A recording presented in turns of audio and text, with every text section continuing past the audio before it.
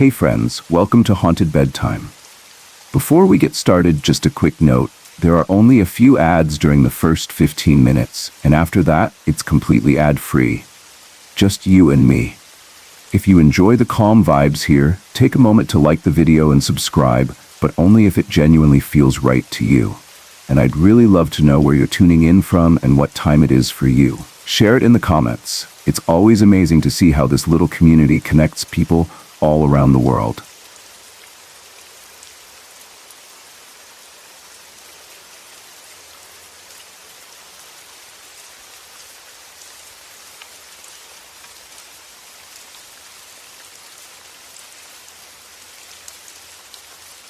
I was 21 the summer it all happened, a fresh graduate from a small Bible college in Georgia, and eager to prove I could handle a ministry on my own. When the call came from a rural church in Indiana that needed a youth pastor, I accepted before I finished unpacking my diploma. I pictured cornfields waving under bright skies, neighbors who greeted you by name, Wednesdays filled with community potlucks, Sundays crowded with hymn singing, and evenings where the crickets were the loudest sound for miles. The town I moved to was even smaller than I imagined. It had one gas station that doubled as a convenience store, a coffee shop that closed by 3 every afternoon, a single school building that held kindergarten through 12th grade, a tidy park with a rusty swing set, and the brick church where I would spend most of my time. The whole place felt like a snapshot from another decade. Quiet streets, pickup trucks with rust on the fenders, 2 flashing yellow lights instead of stoplights. If you drove too fast, you could pass the limit sign before you realized you were inside the town at all. I rented a small duplex on the southern edge of Main Street, half a mile from the church.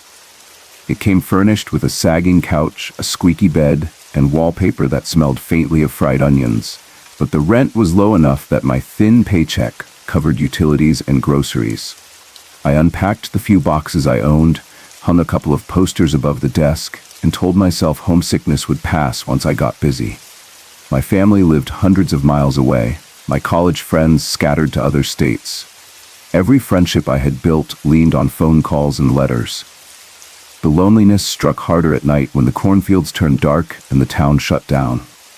I kept a journal on the nightstand to remind myself that God had plans even if the bedroom echoed with my own breathing.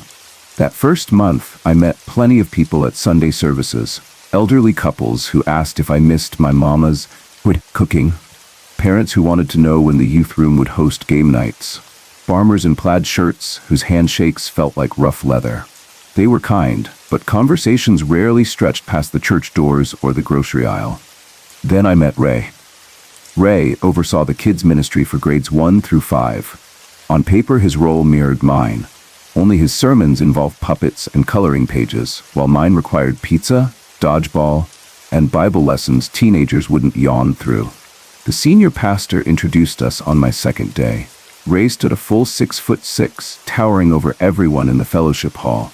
He had a round belly that stretched his t-shirt, long arms that looked almost thin compared to his torso, and legs that seemed built from leftover pieces, lanky yet heavy at the knees.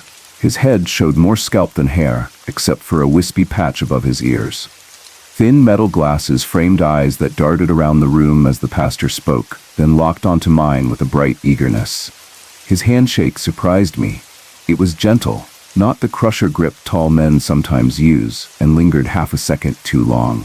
His voice rose in a high register, almost childlike, and he used that tone to ask how I liked the town so far and whether I needed help finding the best diner for lunch.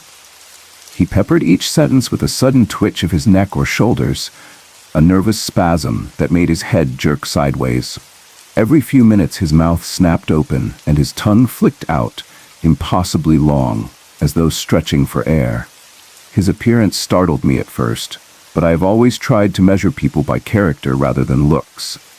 Ray laughed easily, offered to help me paint the duplex, showed up with a truck and 2 teenagers when my hand-me-down refrigerator wheezed its last breath. Friendship arrived quickly.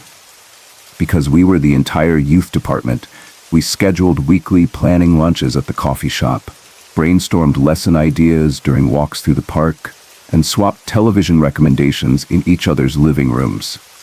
The church board loved our cooperation. I enjoyed having anyone, to call when 4 empty rooms echoed louder than silence. The first flicker of unease came the night Ray stayed over to watch a double feature on my thrift store VCR. I offered him the couch, but he said the floor was fine and ducked into the bathroom to change. When he stepped out, the only clothing he wore was a pair of tidy whities that hugged his pale skin like elastic bandages. I forced a laugh, called him daring, and handed him the spare blanket, hoping the movie would distract me. He never mentioned pajama bottoms or a t-shirt, and I never worked up the courage to ask. It felt like crossing a line I did not know how to describe. Over the next few weeks, I noticed other things that battered the edges of my comfort. Ray often spoke to people, children, other volunteers, even adults visiting on Sunday, as if he were a mother cooing at a toddler, his pitch slide climbing towards squeaky. He asked me to hang out almost every evening. If I said I needed downtime to prep a sermon or call family, he phoned anyway, sometimes 11 or 12 times in a row, leaving voicemails that each sounded more desperate than the last. Voicemails that gushed about how lonely he felt, or how he wished I could understand how precious our friendship was. I tried to convince myself he meant well, that he just needed companionship in the same way I had craved human presence when I first arrived, but the frequency and the intensity left me uneasy.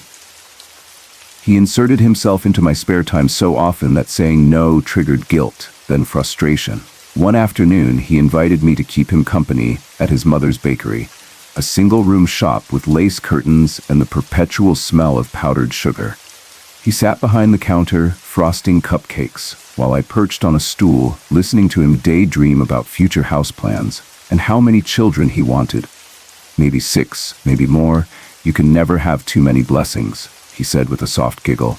He described family life in detail, roughhousing in the yard, bedtime stories, morning snuggles. The way he described snuggles made my cheeks warm. He kept his eyes locked on mine, like he wanted me to picture us in that scenario. His tongue flicked out twice between sentences, wetting his upper lip. I told myself not to judge him for quirks or facial features, yet each encounter pushed me a step farther from comfort. Because I lacked other close friends in town, I kept picking up the phone when he called. I accepted invitations, shopping trips, walks on the wooded trail at the park, evenings on his couch, where he paused shows mid-scene to talk about how empty his house felt when he slept alone. He laughed about how funny it would be to have bunk beds like summer camp buddies, how we could swap stories at night. I laughed back, hoping humor would hide the prickle of nerves. The moment when politeness slipped into real fear happened on a Tuesday afternoon. Ray texted that he needed a quick grocery run before the evening children's lesson. I said I could join him, but only for one store because I had a middle school Bible study at 5:30. He agreed. We drove to the small supermarket 2 towns over, selected supplies for a craft, colored construction paper, glue sticks, marshmallows shaped like crosses, and walked out in under 20 minutes. The schedule felt safe, but as soon as the car doors shut, Ray's hand darted to the locks, punching them down with a dull click. He laughed, loud and manic, cranking the ignition. Before I processed his action, the car lurched forward onto the country road. "You're not going anywhere," he sang, half joy, half menace. "You're staying with me. Everyone loves Ray. Ha ha ha ha." The laugh started genuine and twisted into something performative, as if he were imitating a movie villain. He turned the radio loud enough that bass rattled the dashboard. I pressed my palm against the window, nerves buzzing. "I told you, I've got to be at church," I said, trying to control the quiver in my voice. He ignored me. The car barreled past the turn that would have taken us back to town. Fields blurred into patchy forests. My phone showed no signal. I asked again, louder. He waved one long arm, telling me to relax, that we were taking a detour. The arm movement knocked his elbow into the gear shift, and the car jerked. His smile broadened. I panicked. I shouted. Ray's face morphed from humor to rage. He slammed his fist sideways, punching my lap, fist landing in the worst possible spot with a searing jolt. Tears sprang to my eyes, my voice cracked into a squeak. "Take me back to church." The anger drained from his face, replaced by a silent stillness. He turned the wheel, The car slowed, then looped back toward the main highway. We said nothing else. The drive lasted nearly an hour because he'd wasted so much time looping back roads. By the time he pulled into the church lot, parents waited by the door with crossed arms, teenagers restless on the steps, the clock 30 minutes past lesson start time. I apologized in a rush, invented a story about car trouble, and hurried the students into the youth room. Ray vanished around the side of the building. My gut twisted with what-ifs. What if he had driven farther? What if he had not relented? That punch resonated in my thoughts long after the bruise faded. After that, I stopped answering every call.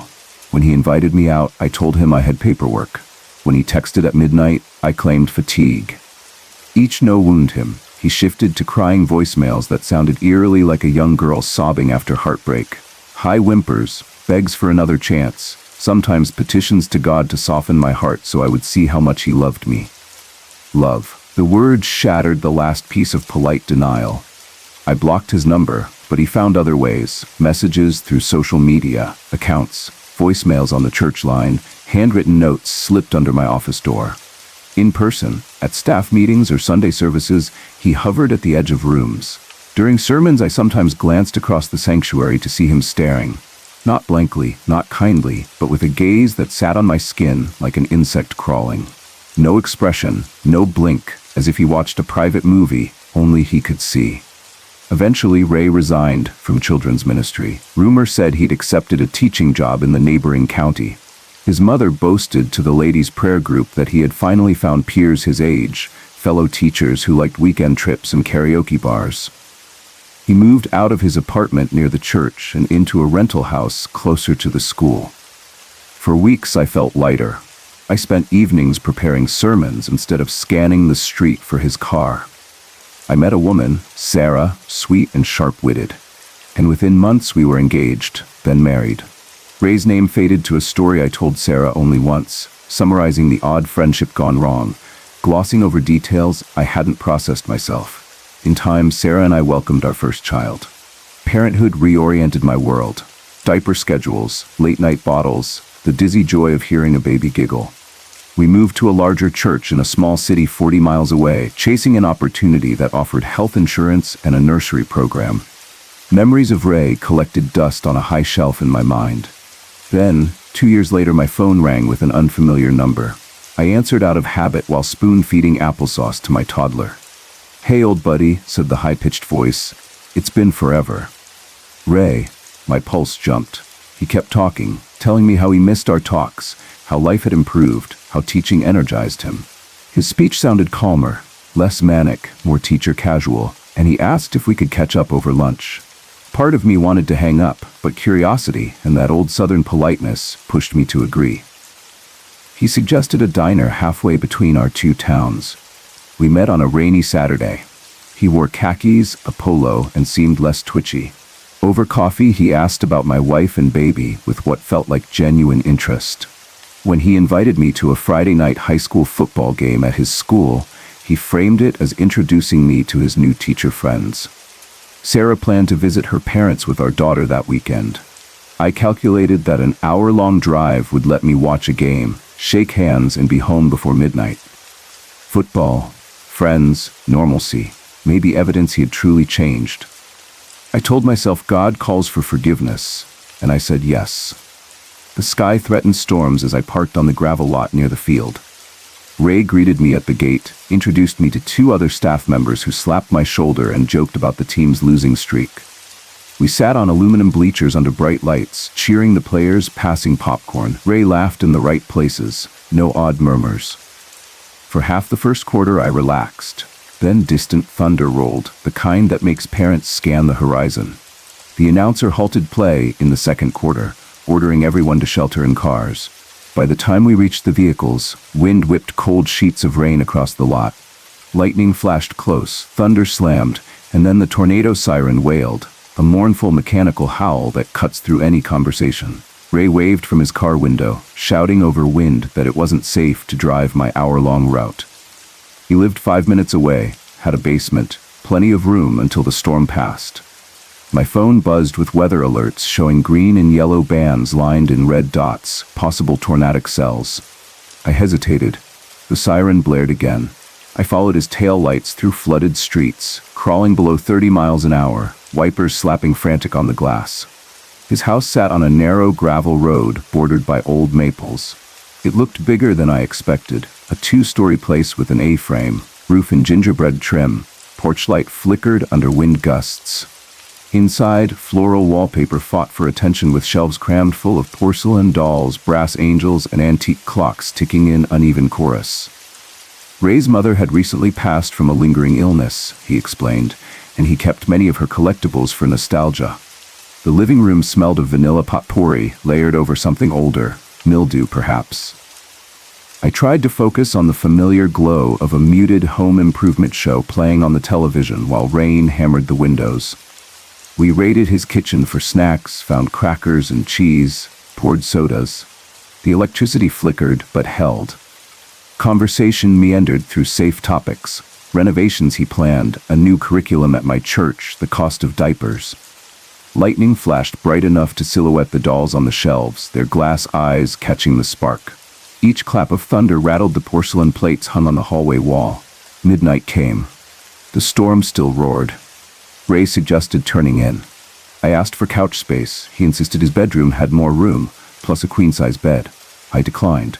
He insisted twice more, voice rising like a child pushing bedtime boundaries. My spine barked with exhaustion from hours on the bleachers and the tense drive. Finally, I agreed on one condition. I would take the floor. The relief in his face unsettled me. His bedroom, upstairs, looked unfinished.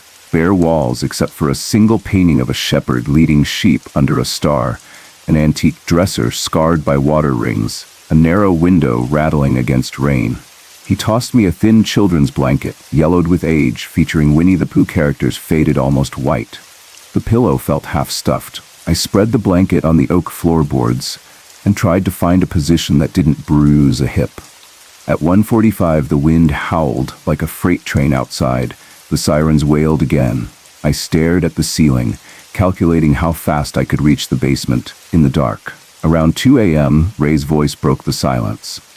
"You know," he said softly, "there's plenty of room up here if you're uncomfortable." His mattress creaked as he shifted, the invitation hanging. I muttered no. My back protested. The floor might as well have been concrete. 15 minutes later, he asked again, voice higher, coaxing. Fatigue and dull pain bent my judgment. I climbed onto the far side of the bed, pulling the edge of the Winnie the Pooh blanket around my shoulders. At first, I lay rigid. The mattress sagged in the middle, springs groaning under Ray's weight. My eyes adjusted enough to outline shadows, the clock digits glowing 2:22, the faint blue hue of lightning leaking around curtains. Ray's breath whistled through his nose. "Just sleep," I told myself. "Nothing will happen. He's learned boundaries." Maybe the mattress lulled him closer, because over minutes he inched sideways. I scooted toward the outer edge. He shifted again. Soon I balanced near the brink, ready to roll off to the floor. Then his body pressed against mine, long arms wrapping around from behind, pulling me against a chest both soft and oddly firm. His cheek landed on my hair, rough stubble scraping skin. His tongue flicked against my temple. He squeezed tighter, ribs compressing. I froze. He hummed an unfamiliar tune, wordsless, and whispered, "Shh." Adrenaline detonated. Somehow I wriggled free, swung my feet to the floor, and muttered something about needing the bathroom. I carried the pillow and blanket down the hall, flushed the toilet for show, then tiptoed to the living room couch. My muscles buzzed with fear. I stared into the dark, hoping the storm would break soon so I could drive. Lightning flashes lit the room every few seconds. The dolls on the shelves appeared in staccato snapshots of pale faces and frozen smiles. Rain hammered the roof like pebbles.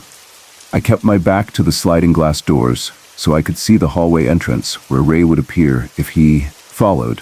Minutes dragged. Then lightning flared, and in that stark white instant, I saw a silhouette in the doorway, tall, wide in the middle, arms dangling. The flash died. Darkness swallowed the shape. My pulse thudded.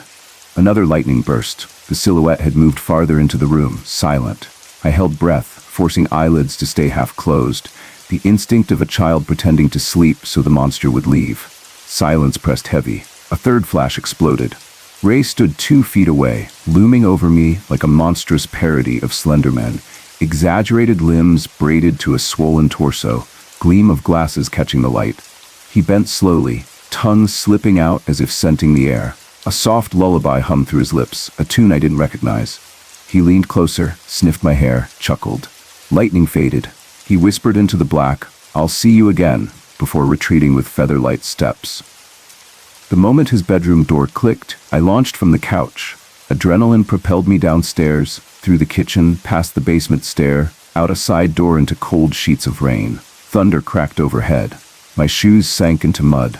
I sprinted across the yard to the car, fumbling keys. The engine refused to turn. Steering wheel locked. I pounded the wheel, heart hammering. Another turn and the starter whined, then caught. Headlights cut through sheets of water. In their glow, I saw Ray framed in the doorway, watching. His arms dangled, the tongue flicking in and out, rain flattening his sparse hair. I reversed down the drive, gravel spitting, then sped through flooded streets, hazard lights blinking. I glanced back once. He still stood motionless despite the storm. The hour-long drive home blurred. Wipers struggled, but panic sharpened every curve, every mailbox. I reached my driveway at dawn. I stumbled inside, locked every door. Showered though, I could not scrub off the crawling feeling on my skin. When Sarah returned days later, I told her I had stayed up, late watching movies, nothing more. Ray called me twice that week. I let the calls ring out. He wrote a letter expressing regret I had left so suddenly, said he hoped I was safe. I never replied. When I accepted a position at a larger church, 2 states away, I sent no forwarding address. For months, Sarah answered the phone first, screening calls. In time, Ray's number stopped appearing. Years have passed. Another child came, then another. Life filled with homework help, hospital visits, committee meetings, and vacations. Ray slipped into the same mental file as nightmares from childhood. Monsters that lurk only when you look too long at the closet. But certain nights, when rain lashes the roof and thunder marches across the horizon, I lie awake, stare at the ceiling, and remember the silhouette in the lightning, the lullaby hum. I remember how little I understood about the darkness that can hide inside people you think you know. I replay the what-if scenarios. What if I had slept? What if he had driven me deeper into the country that day in his car? What if the engine hadn't started when I fled? I tell this story because trust, once broken, leaves hairline fractures in every future friendship. I tell it because pastors and teachers, people who speak the language of safety and faith, can wear masks that hide predatory hunger. I tell it because, somewhere out there, Ray is probably still humming lullabies, maybe to new acquaintances who see innocence where I once saw companionship. If you meet someone who calls 12 times during your bathroom break, someone who insists guilt trips mean affection, someone who stares through sermons at the back of your head, listen to the uneasy flutter in your gut. Loneliness can bend judgment. Politeness can shut your mouth when you should shout. Do not step inside a storm with someone who sees you as a promise instead of a person. I share details even if they sound absurd. The frog-shaped body, the sudden slap, the tighty-whities, the fat Slenderman image that wakes me at 3 a.m. Because truth sometimes comes dressed as nightmare. Predators rarely leap from bushes. They walk beside you during lunch, praise your ministry, paint your living room. They invite you to watch harmless shows until daylight fades. They wear lullabies like camouflage. Be cautious, yes, but do not drown in fear. Friendships rooted in respect still exist. Mentors who mean only good still outnumber creeps. Yet remember the choice Ray tried to steal. The right to say no, to lock a car door, to walk away without explanation. Guard your space. Teach your students, your children, your parishioners, that kindness does not require compliance. When I whisper prayers over my children at night, I include a plea for wisdom, for courage, for the sight to recognize wrongness the first time it runs a finger down their spine. I pray they never feel the need to weigh politeness against safety. And in the hush that follows, between creaks of house settling, I imagine the faintest echo of a lullaby lost in distant thunder. Then I rise, check the locks, and thank God for engines that start, legs that run, and second chances to share a warning, one lightning flash at a time. Sorry to interrupt. If you're enjoying the story, let me know in the comments and tell me where you're watching from. Don't forget to like and subscribe for more.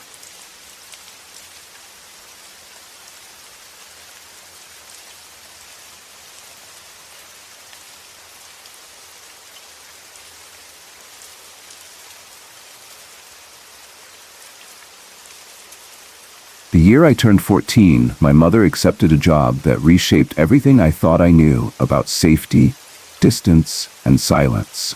When the offer first came, we were living in a suburb of Portland, Oregon, where winters meant rain that rattled the gutters, and summers meant lawns that always needed mowing. Mom had been a nurse for nearly 2 decades, an ICU veteran quick with IVs and quicker with a tired joke. And I thought of hospitals as her second home. She was good at her work, so good that recruiters from all over called her cell and sent polished emails talking about growth opportunities and leadership positions. Mostly she ignored them. Moving felt like too much trouble. Then a small hospital in northern Alaska phoned with an offer so generous it sounded like a scam. They wanted her to be the director of nursing, to oversee every inpatient bed, every med cart, every piece of continuing education. The catch was location.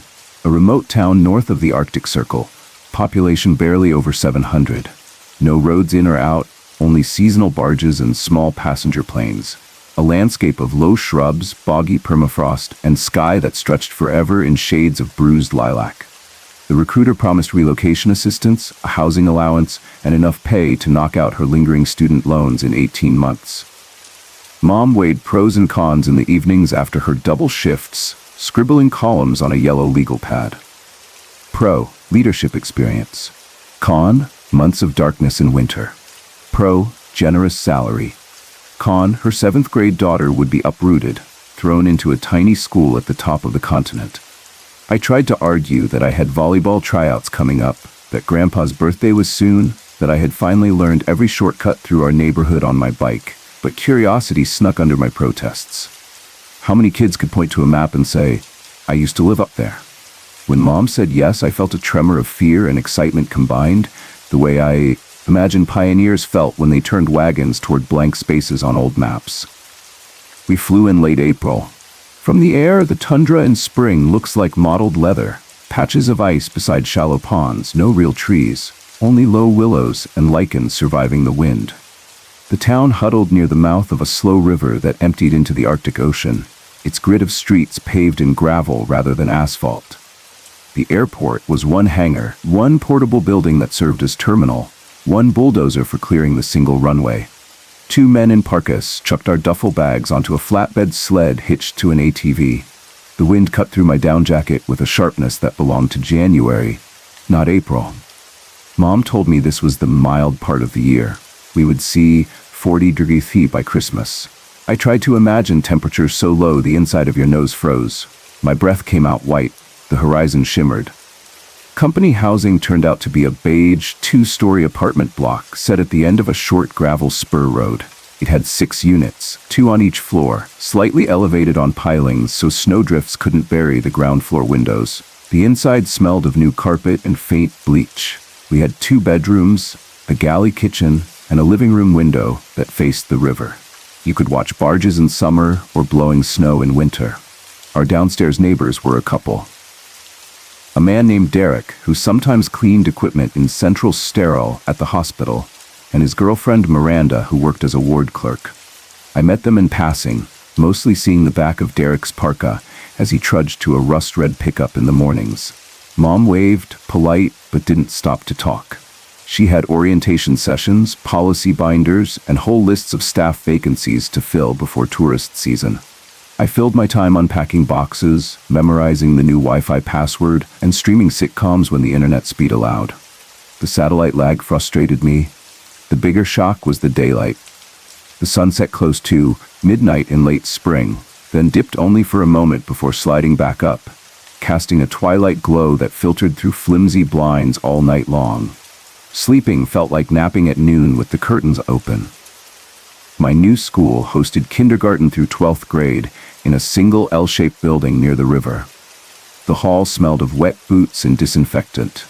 24 students formed the high school section. My freshman class numbered 4. They were friendly enough. 2 sisters who hunted caribou each fall. a boy who fixed snowmobile engines in his dad's workshop, and a quiet girl who spent free periods reading aloud in Inupiaq to her younger cousins. Because I was new, they invited me to a sleepover my third weekend.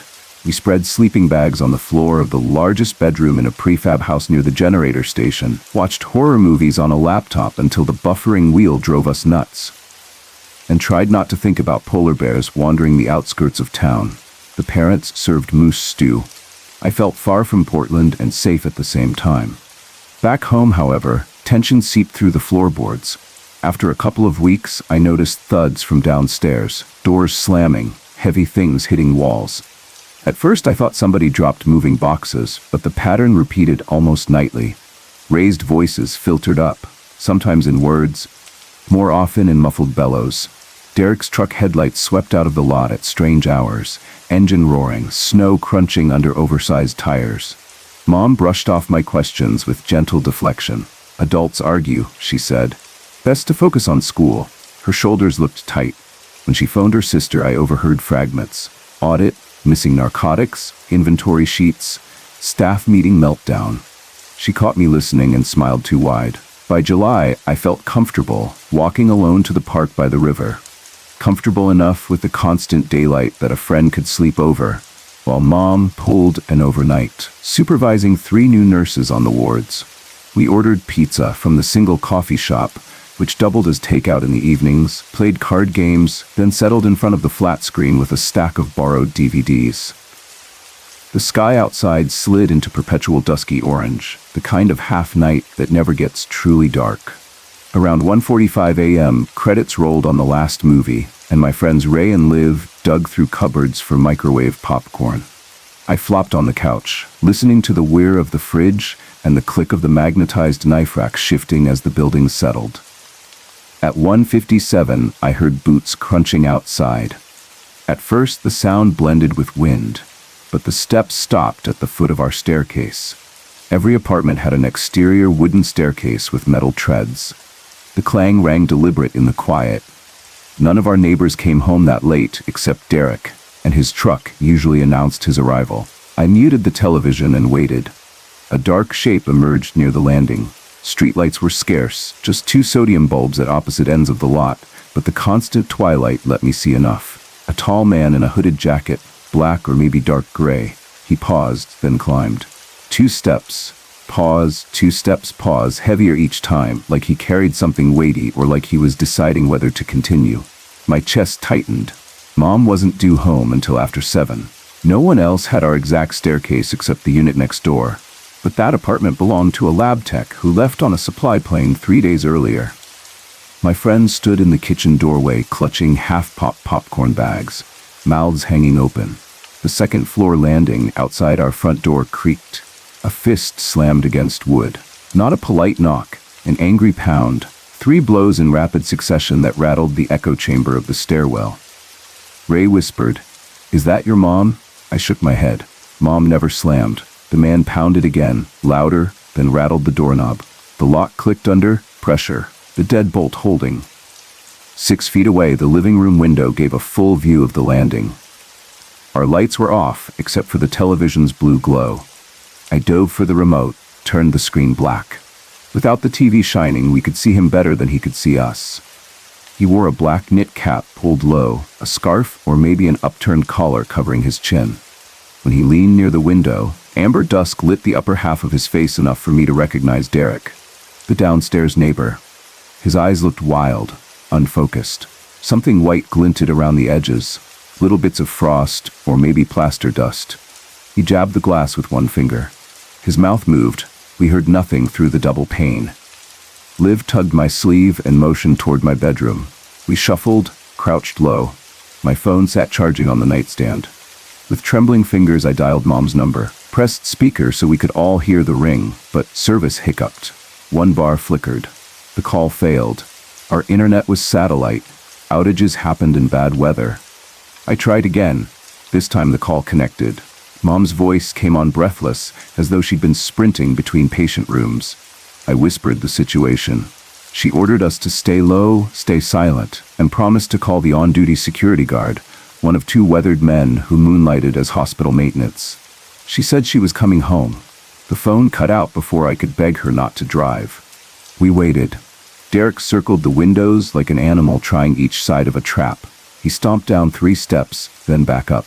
Something metal clanged, maybe a crowbar, maybe a heavy flashlight, scraping across the painted railing. He hammered the door again. My friends huddled on my floor wrapped in blankets.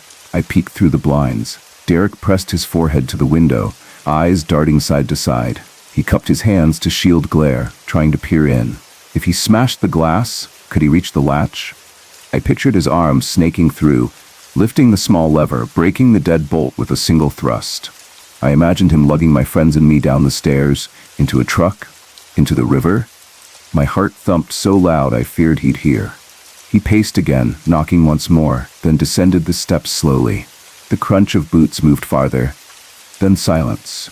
We held our breaths for minutes that felt like hours. Eventually we heard an engine sputter to life. Tires rolled across gravel. The headlights swept across the window, then disappeared. Mom arrived 20 minutes later as promised, headlights cutting a path that exposed nothing but the empty stairs and wind-blown dust. She rushed up, unlocked the door, wrapped us all in one frantic embrace. Her purse bangs knocked against my shoulder, and her nursing scrubs still smelled of antiseptic. She dialed the local police dispatcher. The town had 3 officers. 1 was on patrol, 2 were asleep. Mom kept her voice low, but I caught scattered words. Employee, termination, threat, daughter. The officer promised to swing by. Mom made hot chocolate to settle our nerves. She sat at the table with hands wrapped around the mug as though absorbing heat. That was the last night I saw Ray and Liv in Alaska. Their parents flew them south for the rest of summer. The apartment felt emptier after that. Over the next few weeks, Mom hurried through evening routines with jittery energy, double-checking window locks, sliding furniture in front of the balcony door, keeping her phone charged. She rearranged her desk at the hospital so her office window faced the parking lot. Some nights I overheard her on the phone with administrators, discussing audits, missing money, staff terminations, exit interviews gone poorly. She never gave me details. In late August, a barge arrived with our household goods from Portland, finally released from shipping delays. Instead of unpacking, Mom started boxing lesser-used items again. Framed prints, spare linens, kitchen gadgets still in, bubble wrap. She handed me a roll of tape and said, "We're heading back south before the snow flies." She secured a new job at a regional medical center in Washington, at half the pay, but with a robust security department. The timing meant I would miss the last quarter of freshman year at the Arctic school. I didn't argue. Only years later, when I was in college and writing a paper on workplace violence in healthcare, did Mom finally tell me the full story. Derek and 3 colleagues had been the reason she stayed late those first weeks. She spent nights combing through purchase orders, inventory logs, payroll spreadsheets. The 4 had been siphoning funds through fake supply invoices and pocketing unused per diem travel reimbursements. When Mom discovered discrepancies, she presented the evidence to the hospital board. The board terminated all 4. Derek took it worst. He cornered her in the hallway after the board meeting, voice icy, and warned her to undo the decision. If she didn't, he'd fix her little family situation, so she knew what losing felt like. She filed an incident report. The hospital downplayed it, citing Derek's years of service, his emotional distress. They offered him counseling. She installed better locks. The resignation package revoked his employee housing discount, but he remained in the downstairs unit until the lease expired. After the termination, he blasted music late at night, slammed cupboards, and once sent Mom an envelope filled with shredded copies of her signature. She turned the note in. HR said the threat was ambiguous. 2 weeks later, he texted a burner phone number to the nursing office. "If you want to keep your daughter breathing, call me." Security traced the number to a payphone at the gas station. The day he banged on our door, he had been drinking, furious after receiving a final denial for unemployment benefits. He left fingerprints smeared on our window. Police searched his apartment and found a loaded .38 revolver in his nightstand, plus a notebook listing addresses and shift schedules for several hospital employees, including mine. Mom left nothing to chance after that. She shipped our boxes south, broke the lease, and drove us to the airstrip the morning after the first cargo plane could take civilians before freeze-up. Derek was arrested a month later for trespassing at the hospital loading dock and spent the winter in county lockup 200 miles away.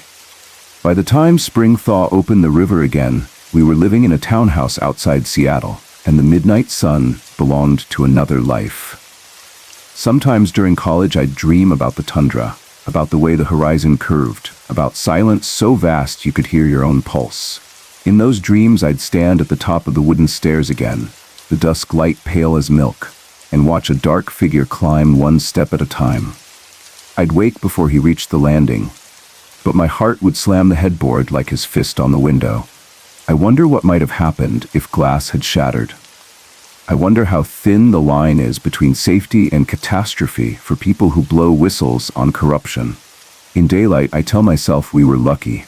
Night reminds me luck is fragile as frost. Mom and I seldom talk about Alaska now, except to recall the beauty of caribou antlers silhouetted against a midnight sun, or the taste of cloudberry jam on fry bread during the summer festival. We leave other memories, raised voices through thin floors, fists on glass, quiet between us. But every fall, when winds rattle the Seattle rain gutters, she texts me a simple reminder. Lock the doors, sweetheart, and keep the porch light on.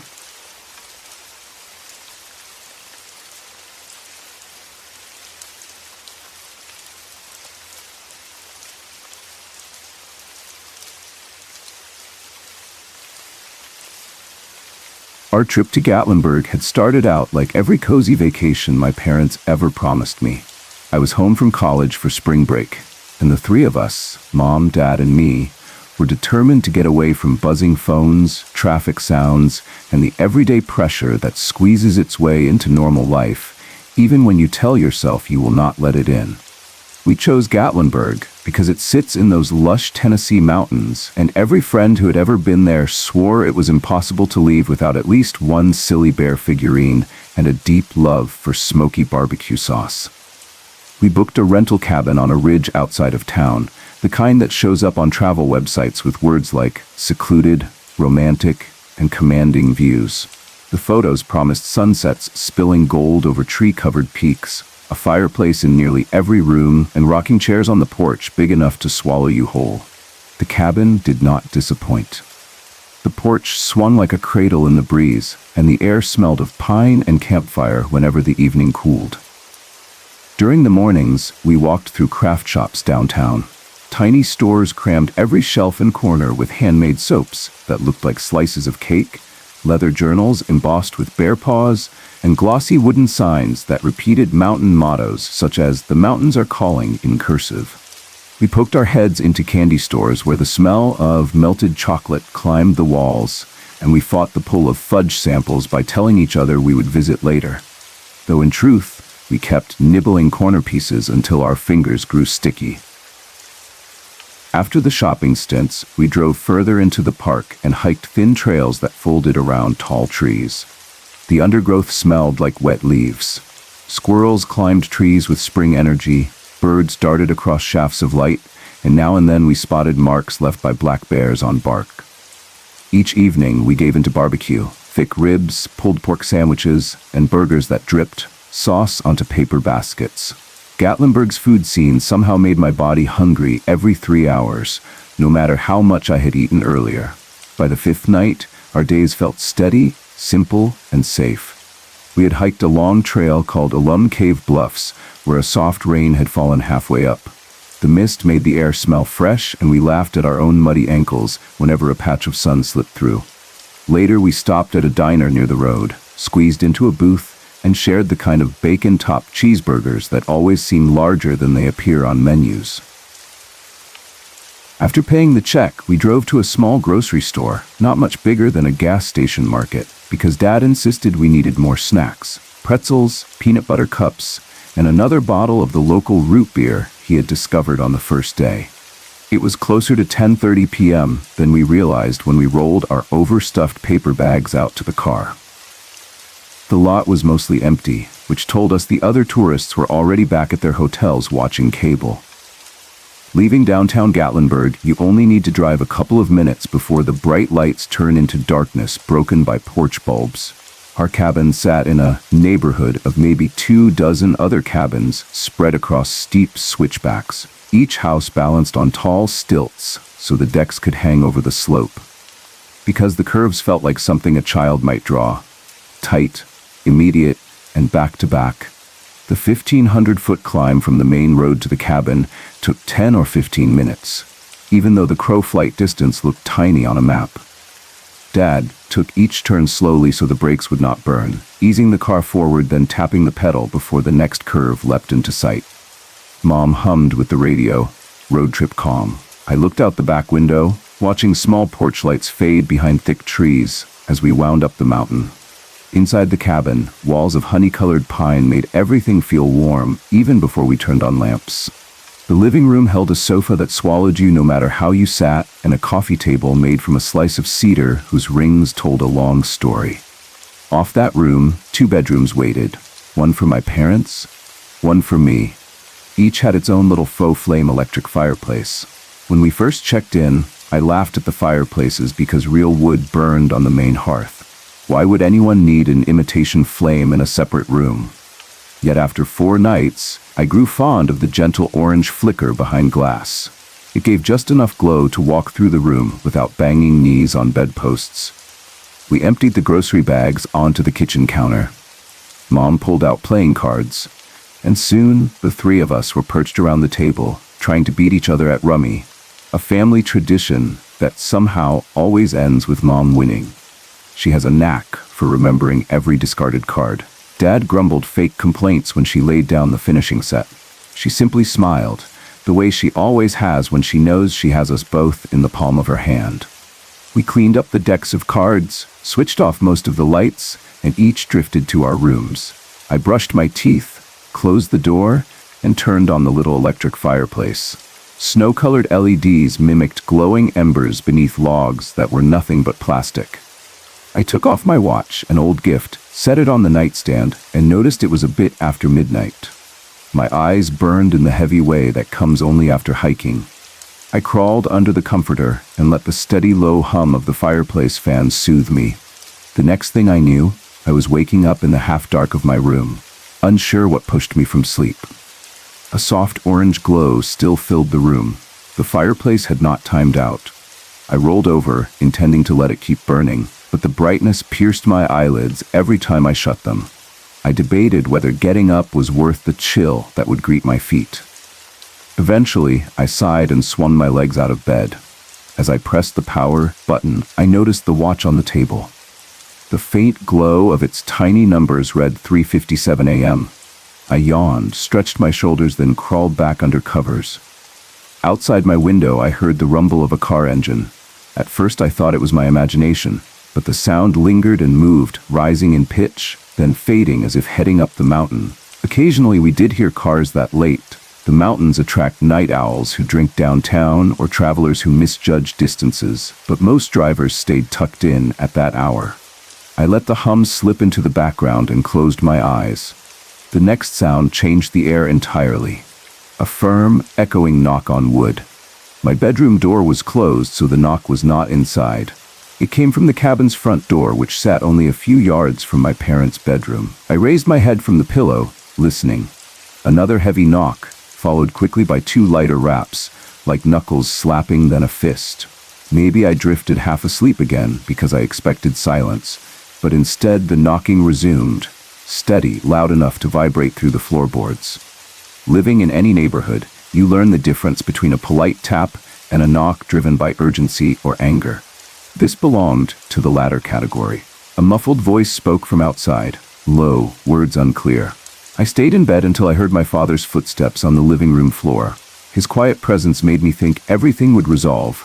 Then I heard him whisper sharply to my mother, "Call 911."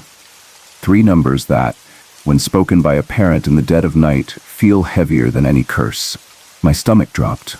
Adrenaline left my body suddenly awake and humming. For a moment, I lay on my back, staring at the dark ceiling. Then Dad opened my bedroom door, stuck his head in, and yelled, "Bathroom now. Stay quiet." His voice carried a tension that let no argument stand. I sprang up, padded across the hallway to the small bathroom tucked between the rooms. Mom already sat on the closed toilet lid, cell phone pressed to her ear, free hand trembling though she tried to keep it still. She had spoken to a 911 operator and now held the phone away so we could all hear. The operator asked calm, gentle questions about address and situation. Mom answered in a whisper. Secluded cabin, unknown man knocking, refuses offer to call tow truck. Dad appeared, shut the bathroom, and locked it, even though any intruder would break the thin panel with one shove. The cabin looked solid from outside, all log and pine, but inside the bathroom felt no bigger than a coat closet. We crouched on the floor between the tub and toilet. Mom held the phone on speaker near her chest. The operator promised sheriff's deputies were on the way. Because the cabin sat on the ridge 16 or 17 curves up from the main road, response time might stretch. The operator told us to remain on the line. From our cramped space, we heard every dull thud and occasional voice outside. At least two voices, one deeper, one higher. The deeper voice handled most talking. Dad had spoken to him through the door earlier. The man said his vehicle ran off the road and he needed to use our phone or warm up inside. Dad offered to call a tow service but would not open the door. The man insisted he needed inside. Dad refused. That's when we locked ourselves away. Time inside the bathroom smoothed into one long thread of sound. Quiet periods of nothing but our breathing, broken by sharp knocks, scraping on the porch, muffled conversation, and once what sounded like a bottle clinking. My knees ached from crouching. Mom's hands shook when they brushed against mine. Dad held the doorknob, as if his palm could stand between the intruder and us, though I imagined a boot crashing through wood at any moment. Finally, we heard engines. First the lower idle of a pickup climbing slowly, perhaps the deputy navigating those steep, twisting switchbacks, then the sharper growl of a second vehicle. Red and blue strobes bounced against the cabin's frosted bathroom window. Dad cracked the door enough to peek once the knocking ceased. He told us to stay in place until he confirmed law enforcement presence. He stepped into the living room and shouted loud enough for officers to hear. "Deputy, are you out there?" An answer came, "Sheriff's office. Come to the window with your hands visible." Dad obeyed, pulling open a slat of blinds, showing his face under interior light. The deputy instructed him to step back from the door. A moment later, the heavy exterior knob turned, and the door swung open to reveal two uniformed officers, each with a hand on their belt holsters. Behind them stood two men. One man wore a baseball cap and looked sober but tense. The other, the knocking man, stood swaying slightly. His cheeks glowed red. His eyes seemed to slide over everyone without focusing. A dark wetness clung to his pant cuffs, likely mud or roadside water. The deputy facing him asked questions that we inside could not fully hear. The answers came slower, less coherent. Eventually, the deputy asked the sober man to retrieve hats and jackets from their truck parked half up the hill. We glimpsed headlights slanted into a ditch on a near curve, nose deep, back wheels on dirt. The sober man admitted he had been driving earlier, but they switched seats. The drunk man tried to argue, then laughed. From what little we overheard later, the pair had finished late-night drinking in town, misjudged a curve, and slid into the ditch. The sober friend originally offered to walk into town for help, but the drunk insisted knocking on a cabin door would be faster. Maybe he believed a good Samaritan would welcome them in from the cold. Why they wanted inside specifically, and why they refused to let Dad call a tow, remained a mystery. The sober man apologized repeatedly. Officers separated them, issued field sobriety tests, called a tow, and waited with the pair until the truck was pulled free. They chose not to arrest the drunk man because he technically had not been seen driving, but they gave him a citation for public intoxication and warned both men against wandering onto property again. By the time engines finally receded down the mountain, dawn's first gray light seeped through the trees. We packed at first glow. There was no more sleep to be had anyway. Mom stacked cereal boxes and the half-empty pretzel bag into grocery sacks. Dad emptied the fireplace ashes. I stripped sheets from my bed and folded them into the laundry basket. We loaded the car in quick trips, wary of every rustle in the forest. By 8 a.m. we were rolling down the mountain, suitcase wheels banging over porch planks, hearts lighter only once the cabin disappeared around the bend. The rental company cashier apologized and refunded our remaining night. She said local deputies assured her we were safe now. But her words could not shake the image of fists pounding the door at 4 a.m., or the second voice we heard outside, debating what to do next.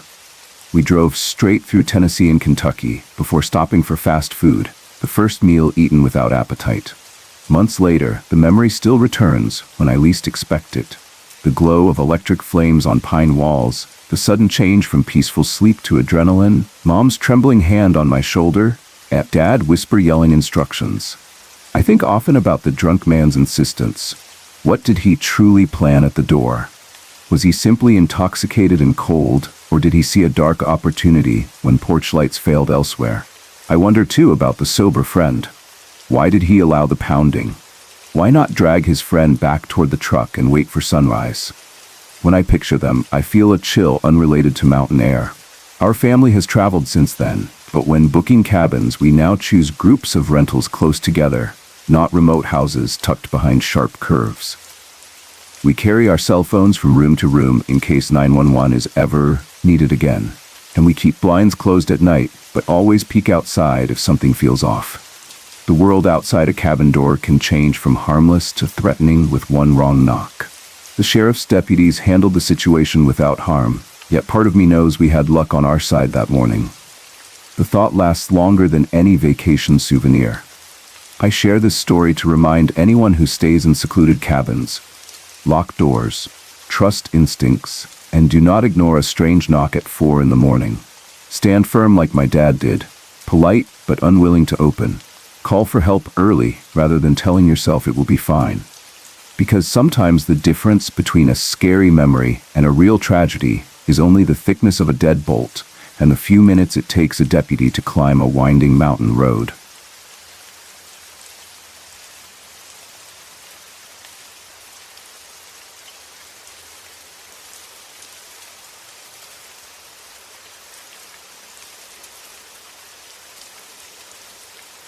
I worked for a chain store hamburger joint long enough to watch most of the familiar cliches play out. Late-night drunks who treated the dining room like an after-hours confessional, high schoolers who thought clean the lobby meant shoving napkins into already full bins, children who found it hilarious to smear ketchup on windows, and managers who relied on caffeinated syrup from the soda fountain instead of actual sleep. By the third month, I could tell the time of day just by the sort of customer walking in. Bar crowd, already slurring their words, but weirdly polite while they tried to soak up liquor with salt and grease. After-school crowd, pure chaos. 14-year-olds wired on sugar, parents yelling names across the dining room, French fry cartons mysteriously emptied onto the floor. I thought I had seen every possible flavor of strange. The store sat on the edge of a mid-sized college town, which meant we were a crossroads for every sort of misfit. College students drifting in with half-closed lids after a basement party, 9 to 5 commuters chasing a quick dinner before they went home to microwave leftovers, night shift factory workers who didn't mind stale coffee at 2 in the morning. I was a closer, so I lived through the full daily cycle. A breakfast rush, a lull, a lunch rush, another lull, the after-school tidal wave of teenagers and parents, evening takeaway orders, and finally the much calmer period after the bars emptied. Closing staff ended up in a weird state of sleep-deprived camaraderie. My favorite shift partner was one of the assistant managers, Kyle, 6 feet of masochistic cheerfulness. He swore the best way to handle frustration was old-fashioned fisticuffs. He'd shout over the beeping fry timers, "Go ahead, hit me once, then I'll go get your rest stock." I never punched as hard as he claimed I could, but I did slap his shoulder on nights when tension ran high, and he would grin as if the sting confirmed humanity's basic goodness. Odd system, but it worked. Most trouble happened in daylight, not at 3 in the morning. Something about bright sun and caffeine pushed ordinary folks toward temper tantrums. Even when the bars let out at 1:30 a.m., drunk patrons usually fixated on stories rather than fights. And for some reason, they all decided I looked like a friendly priest. Half the time, they'd end up pouring out confessions, failed classes, broken relationships, the secret dog they hid from campus housing rules, while I topped off their trays with watery cola. If I dreaded any block of time, it was the window between 3:30 and 5 on school days. Buses dropped packs of kids who had exactly $5 and exactly zero patience. Imagine 60 small whirlwind storms colliding in a dining room designed to seat maybe 40. Fries flew, Sprite spilled, and somebody always tried to see if a cheeseburger would stick to the ceiling. Right in the middle of that chaos, we'd often host adult daycare field trips. Vans from local group homes, transporting adults with developmental disabilities who loved being out in public, but didn't always grasp table etiquette or personal space. These visits should have been a nightmare, but their supervisors were rock stars, calm, steady, ready to mop spills or redirect someone who grew overstimulated. They traveled with laminated picture menus to help nonverbal clients order. The group could fill half the dining room, and our line might move twice as slow, yet those supervisors kept things smooth. I learned to breathe easier when I saw them, because no matter how many fries ended up under tables, they never left a mess alone. One Wednesday in early spring, we were deep into the after-school rush when a regular group from the home rolled in. The scene was typical. Supervisors guiding clients to tables, clients bouncing from foot to foot in excitement, laminated cards waving in line. I was at Register 3, Kyle managing the back line, another crew member at Register 2. That's when I noticed the guy I mentally labeled walking time warp. He could have been 35 or 45, hard to tell.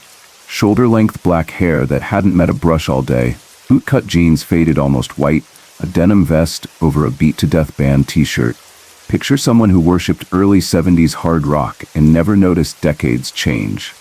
Around here, that wasn't unusual enough to spark alarm. We had dudes in Viking beards and pink tutus show up during Pledge Week. Time Warp guy stood behind a supervisor and one of the home's clients, a tall man around my age with the cognitive level of a toddler. At first, everything looked normal. Then the denim stranger leaned toward the supervisor, speaking low but urgent. I couldn't make out every word over fryer buzz, but the gist came through. "You two go ahead of me." Sounds polite enough, right? Except the supervisor responded, "Thanks, but we're not ready to order yet." She smiled reassurance and turned back to the client who was picking through laminated photos. The stranger stiffened. A quick flash of something mean darkened his eyes. He tried again, louder. "No, go. I'm telling you to order." Because obviously shoving people into line before they were ready would earn him a gold star for courtesy. The supervisor maintained calm. "We'll wait our turn." That answer detonated him. He threw up his arms, cursed, and demanded why they wouldn't do what he said. The client, startled by the raised voice, rocked forward and back, flapping hands. The supervisor raised both palms. "It's fine, just step ahead if you need." But Time Warp guy was too deep in self-righteous fury to hear reason. Kyle glanced over the partition from grill. I gave a subtle head shake. Possible problem brewing. Kyle nodded, ready to intervene. Before he could flip his spatula, though, the stranger took 3 big steps forward, chest puffed, trying to stand over the supervisor. She guided her client backward, mouth tight. The rest of us witnessed one of those slow-motion spirals where you pray a person regains sense before you need security. Finally, maybe noticing several staff staring, Denim Man backed off incrementally. He snarled something about snowflakes and slouched to Register 2, where coworker Marlene braced to take his order. Marlene rang him up for a to-go bag. He slammed coins onto the counter hard enough to skip one into the straw urn. I bagged another order while listening to him mutter and glare sideways at the supervisor. She kept her client close, whispering reassurance. I could see the client's hands trembling. "We've got a target drive time of 90 seconds from payment to bag in hand, on a perfect day with no distractions." While Marlene and Kyle assembled his food, Denim Guy's ugly mood rekindled. He pivoted away, facing my register, and for half a breath, I thought he was leaving. Then he eyed the charity donation box bolted to the countertop, a sturdy plexiglass cube advertising the Ronald McDonald House chained through a steel ring. Out of nowhere, he grabbed it. He wrenched so hard he nearly dragged my entire register screen with it. The chain held, snapping taut, clacking the metal bracket against the counter. Coins rattled. My brain flipped straight to damage control math. If he yanked again, he might break the register cables, stop every transaction, cost the store hundreds. But before I could react, Kyle vaulted over the service line. Kyle's 6 feet of built-in authority landed right beside the stranger. No shouting, just sharp, level volume. Let go now. The guy froze, still clutching the chained box. Perhaps shocked anyone challenged him. Kyle stepped closer, eyes locked. You're leaving. He pointed to the door.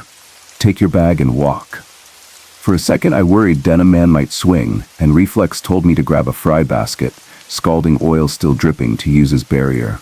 But maybe the chain's resistance or Kyle's calm stare snapped something back into place.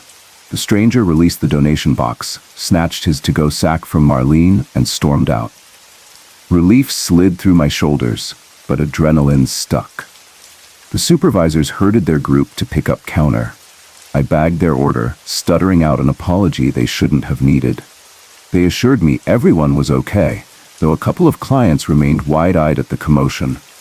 The supervisors decided fresh air would help and led their group to picnic tables outside the main entrance. Rush cycles resume, whether or not nerves settle. In food service, you learn to bounce back. Slap lids on soda cups, call order numbers, wipe countertops, smile at the next customer who claims the lettuce isn't crisp enough. 10 minutes passed, orders stacked, fryer beeped, we pivoted. It took me longer than normal to notice 3 managers suddenly missing from routine spots. Registers still rang, grills still hissed, but it felt like a tire hitting sidewalk edge. You know something's wrong even if the car keeps rolling. I pivoted to peek out the front windows. In the parking lot, the supervisors and clients were stalled near the drive-through exit. Denim Man had parked his half-rust pickup sideways, effectively blocking the exit lane, and he was out of the cab shouting. 2 supervisors stood between him and their clients. Our general manager, Everett, who usually handled office spreadsheets, sprinted across the lobby, headset dangling, heading outside. Another manager hit the speed dial for police. I flattened my palms on the counter, itching to help but also bound to safety policy. Nobody leaves the building unless the situation demands physical rescue. The next 90 seconds stretched like taffy. Through the window glass, I saw Everett stride up, insert himself between Denim Man and the nearest client, who cowered behind a laminated menu board held like a shield. Everett said something and pointed to the parking lot exit. Denim Man laughed, paced, punched the side of his truck. For one awful moment, I thought fists would fly. Then patrol car lights flickered at the intersection beside our lot. Denim Man must have spotted them too. He scrambled into his truck, peeled out fast enough to kick gravel, and shot across 2 lanes, ignoring the patrol cruiser's sirens as they sparked to life. The cruiser whipped after him, tires squealing. An hour later, officers came in for video footage. They said the driver ditched his vehicle 3 blocks away and ran. They suspected alcohol or something stronger. The truck was unregistered, no plates. They promised extra patrols for a while. I clocked out well after midnight. The parking lot looked normal under dim yellow lamps, no evidence of earlier chaos aside from skid marks by the drive-through lane. Still, I scanned every parked car before walking to my dented hatchback. My hands shook while fitting the key. On the drive home, I replayed the moment he wrenched that donation box, the possibility he could have launched it like a weapon at the nearest head. Maybe mine, maybe a supervisor's, maybe a client who wouldn't even understand why someone attacked. Next shifts blurred back into normality. Coffee orders, drive-through chatter, Kyle asking me to practice punch therapy when stress levels rose. But none of us forgot Denim Man. For weeks we watched front doors whenever someone in bootcut jeans entered. The supervisors from the group home kept visiting. We greeted them like VIPs, wiping tables before they arrived, timing our breaks so extra staff floated close. Fast food stories often revolve around angry customers griping about cold fries or impatient managers timing bathroom breaks. Mine usually did too, until that afternoon. That man's rage wasn't about slow service or wrong sauce cups. It sparked because someone declined to shuffle forward in line at his command. Courtesy twisted into entitlement, entitlement into violence. I never saw Denim Man again. Maybe the cops caught him handing candy to a baby and socking the mother when she said no. Maybe he hit the highway in some other rust bucket, still convinced the world should bow when he gestures. Wherever he is, I hope the next stranger he tries to bully is 6'4" and packing the same unshakable calm Kyle used. And I hope wherever those special needs clients are eating now, the kindness in their supervisors' voices drowns out every memory of that man's fists.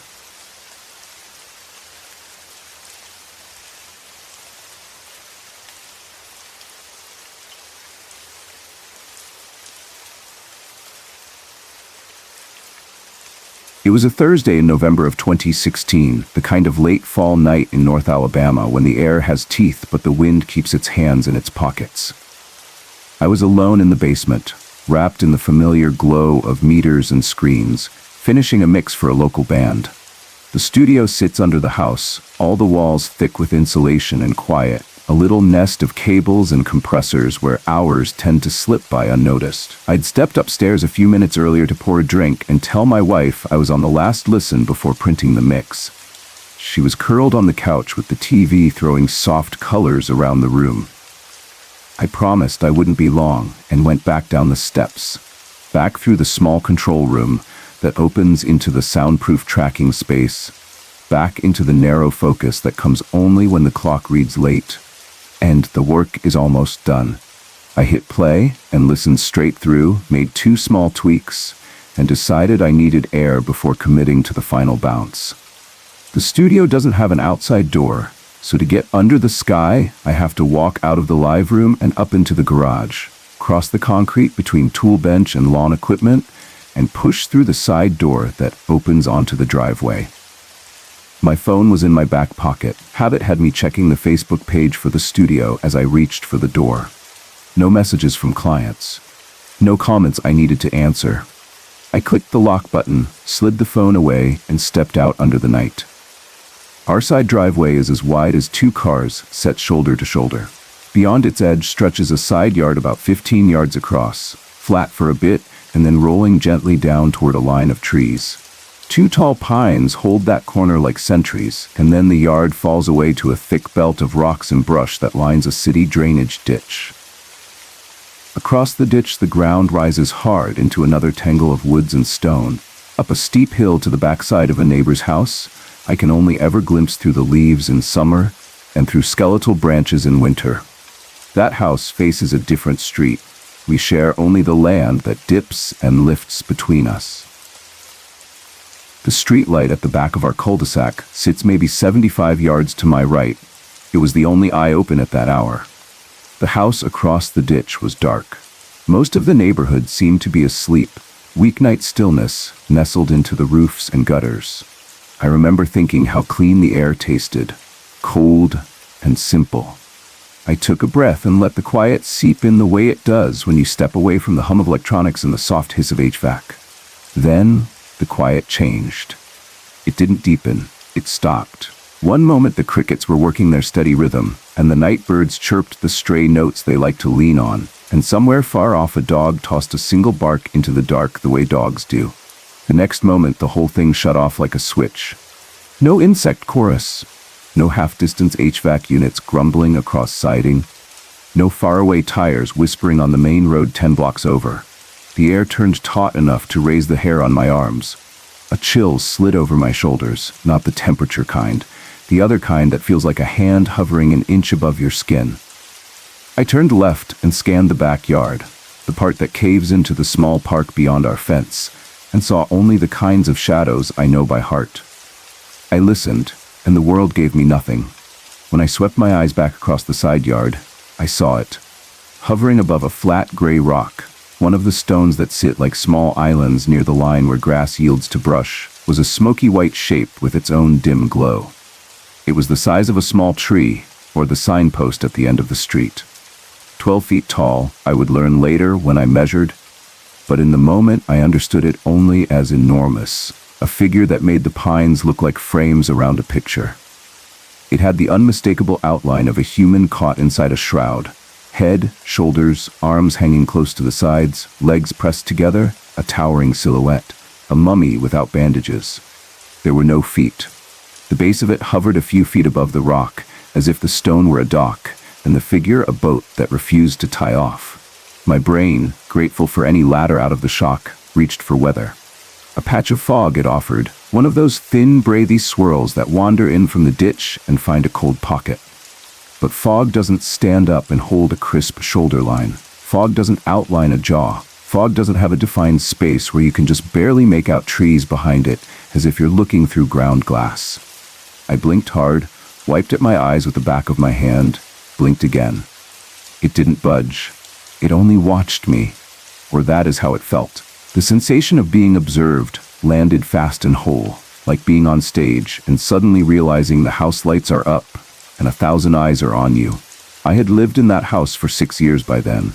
I had heard odd taps and seen stray movement at the edge of sight. The yard had moods. Any piece of land does, especially land that used to hold water and now holds only the memory of a lake and the low grass of a city park. But nothing in those 6 years had stood there with its own light and its own vertical, waiting while I tried to name it. I reached back for my phone and called upstairs. My wife answered with the normal TV in the background, "Hello," and I told her to come out the front door and around to the side with the flashlight from the TV room. I said I wanted her to see something and tried to keep my voice even. Before she rounded the corner of the garage, I decided to do something I have no training for, but that felt in the moment like the only move available to me. I spoke to it. I said out loud, the same way I'd introduce myself on a front porch, that it was all right that it was here, that I did not want to hurt it and did not want to be hurt, and that I would like to know who it was. The words sounded strange in the air. My breath made a small cloud that dissolved. The figure did not flinch or tilt or break. I switched on the flashlight on my phone and started walking slowly toward it. The light isn't much, just a thin cone that cuts the near dark. It looked powerless against the pale glow of the thing above the rock. At 10 yards, I stopped and let my eyes adjust to the dim. Whatever it wasn't borrowing light from anywhere nearby. The houses were dark. The street light was too far away and off to the right. The moon hid behind a thin lid of cloud. There was no stray beam falling on the rock. It generated its own milky brightness, not vivid enough to throw shadows, but enough to make itself apparent, like the way the dial on a radio glows in a car at night. I tried again with the words, gentle and simple, a human voice in a yard that had just forgotten how to make noise. I took 2 steps closer and took a breath to take a third, and in that small space of movement the figure began to sink. It didn't drop or flash or blow apart. It folded downward, smooth and unhurried, as if a tall person were performing a slow-motion knee bend, as if the glowing cloth of it were settling into the rock on which it hovered. In the span of a few heartbeats, it lowered itself until the last thin edge of white slid away, and there was nothing above the stone but dark air and the low hum in my bones. Just then, my wife's flashlight swept the corner of the garage and found my face. She asked what she was supposed to be looking for. I stood there with the tiny phone light still on in my hand and felt the strangest combination of relief and disappointment.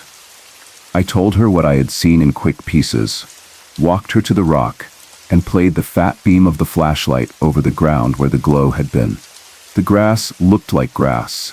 The stone looked like the same flat stone it had been earlier that afternoon when I walked across the yard to empty a bag of leaves. No warmth, no residue, no footprints leading in or away. And then the quiet changed again. The neighborhood exhaled. Somewhere up the street, an air conditioning unit clicked on with the homely sound I hadn't realized I'd been missing. The crickets started fiddling as if they'd only taken a breath. A dog barked twice, then decided against a third try. The faraway road sighed back into itself. It was as if the world had been paused and somebody, at an unseen console, had pressed play. That night, I didn't sleep quickly.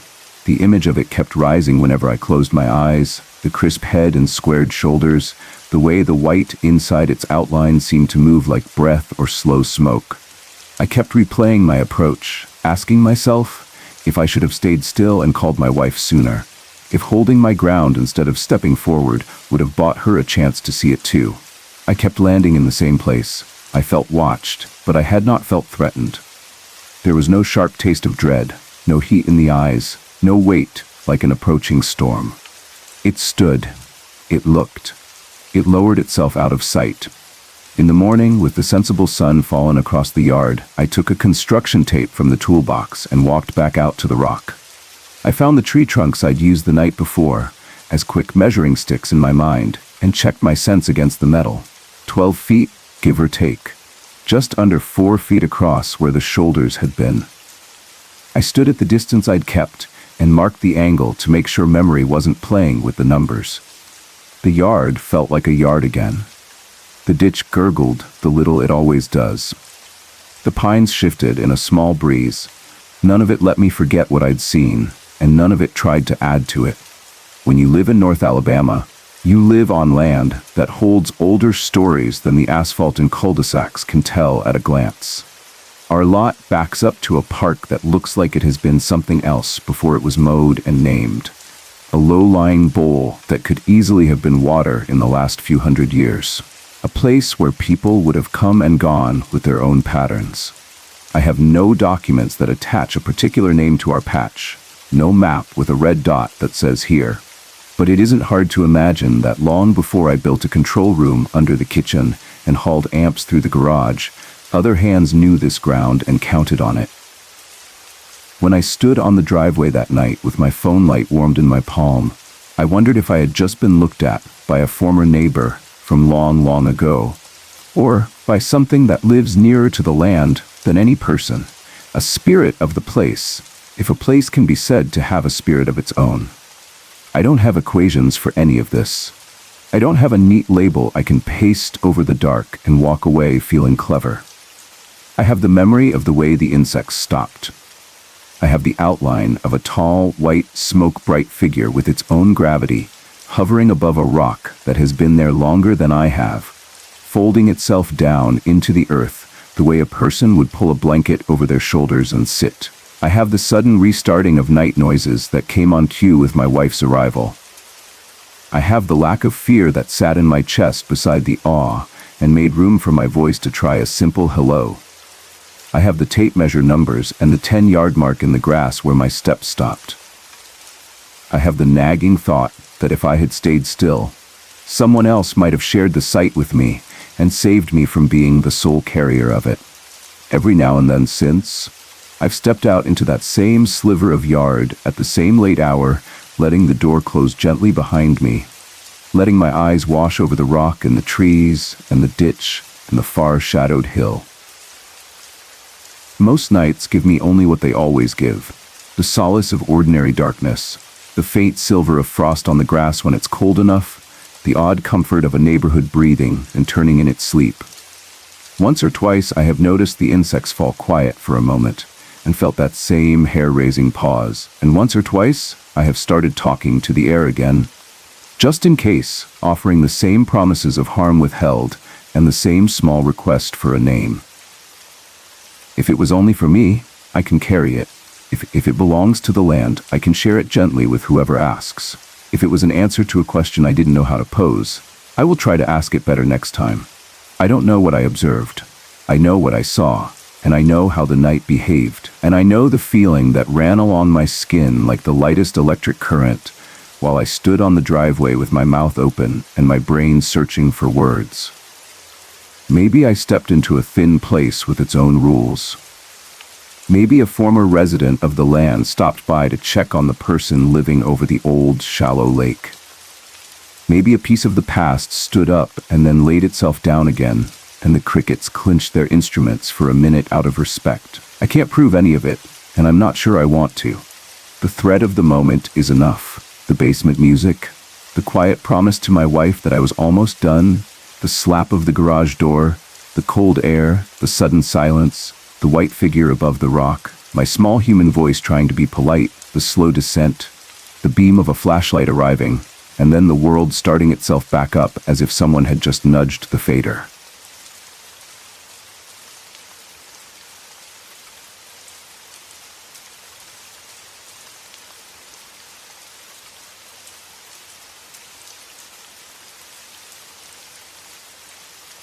Monday evening this week, I went back to the funeral home around 9:45 p.m. to pick up a few personal things before starting my vacation on Tuesday.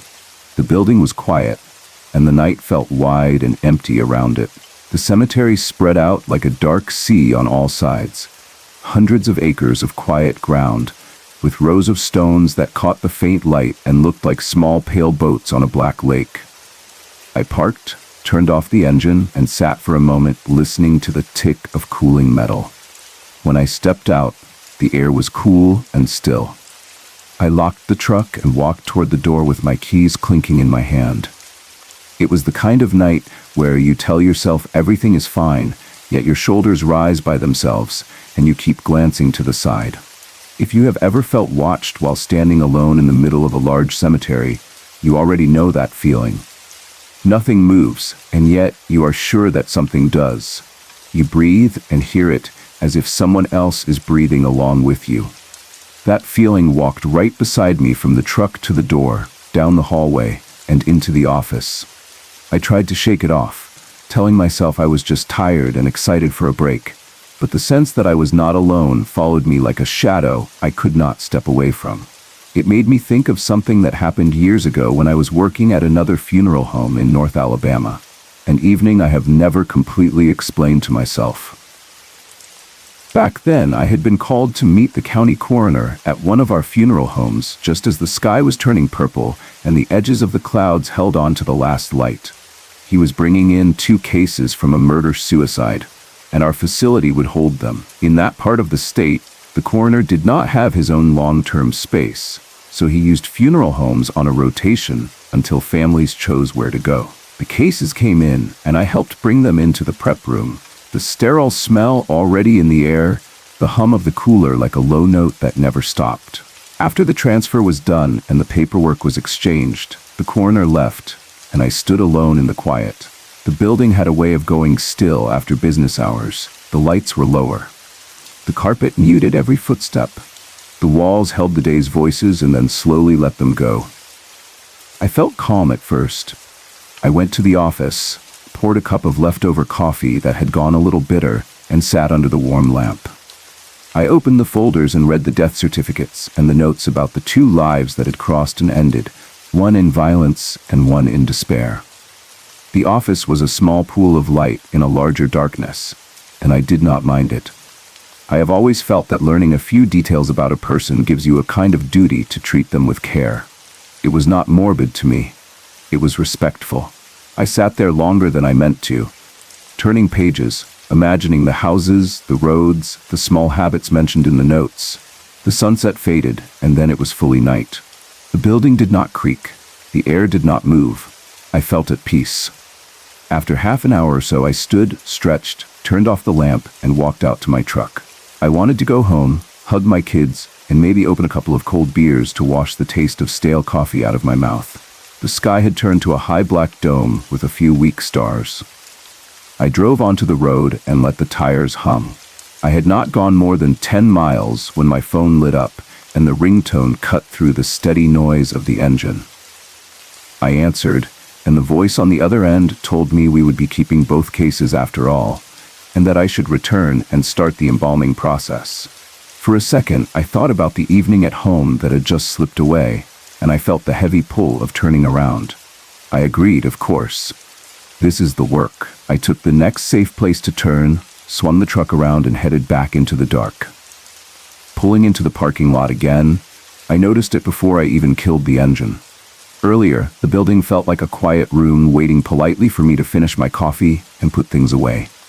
Now it felt like a place I did not know, a house where someone had left a door open that should have been shut. The lot was empty. The glass front reflected the night, and yet I had the clear sense that someone was standing just out of sight, not waving, not calling, just waiting. The sense of home I often feel in a familiar workplace was gone in a blink, and in its place was a pressure behind my eyes and the prickling at the back of my neck that I have learned not to ignore. It did not feel like fear of my imagination. It felt like the way you sense someone in a room before you see them, when you feel heat and a tension and a slight pause in the air.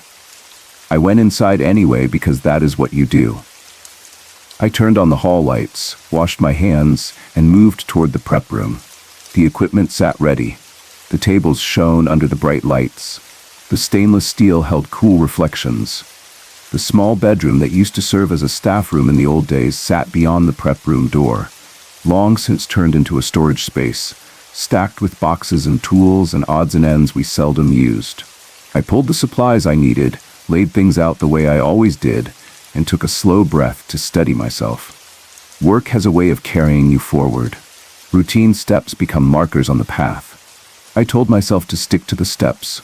Even so, the feeling of being watched thickened, as if the air near the door to that old bedroom were heavier than the air in the center of the room. Every time I turned, my eyes slid to that doorway. Nothing moved. Nothing shifted. The shadows stayed where they were. I still felt it. I began with the murder victim.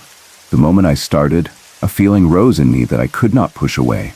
It was not fear at first, it was sadness, strong and sudden, the kind that burns behind the eyes and makes the throat tight. I have worked many cases and felt sympathy often, but this was different. It felt like someone had leaned close and whispered a grief into my chest that was not mine. I kept my hands steady and my focus on the task. My breath slowed. The tools clicked softly against metal. The lights hummed. I finished that step and moved to the alleged perpetrator. The sense of being watched did not fade. It shifted, like a person moving from one side of a doorway to the other. That was when I noticed movement along the wall. It was not a figure the way a person is a figure.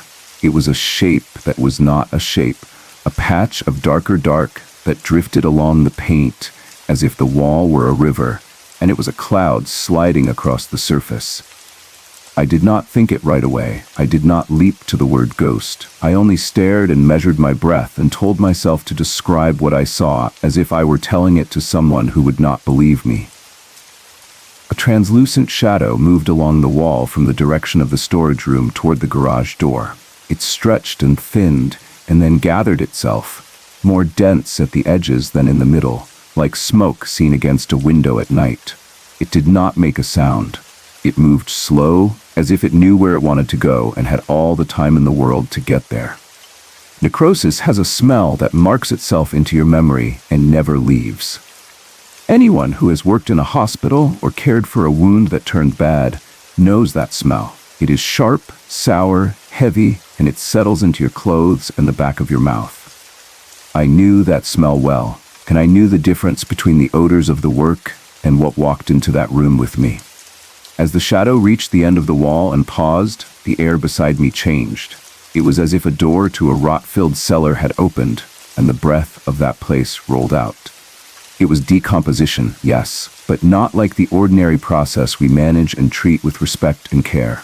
It was deeper, stronger, older. It made the hair on my arms rise.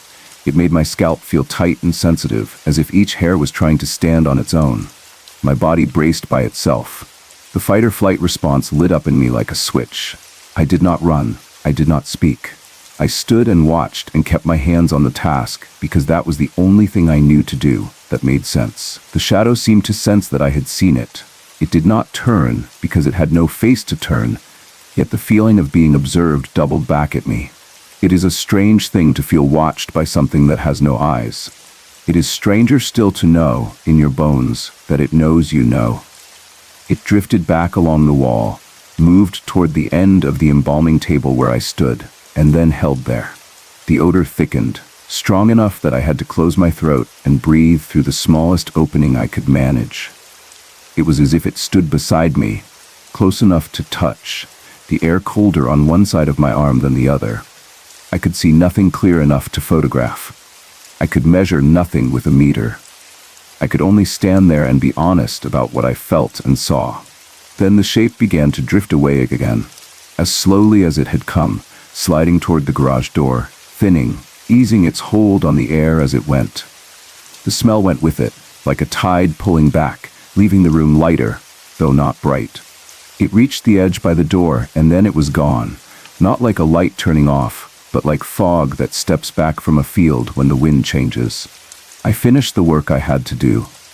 My hands shook once, and I let them, and then they steadied. I told myself that I would write down everything while it was still clear in my mind, not to prove it to anyone, but to prove to myself that I had not filled empty space with my own fear. I cleaned the room. I checked the doors. I turned off the extra lights and left the hall lamps on. I walked to the office and sat for a minute to let my breath slow.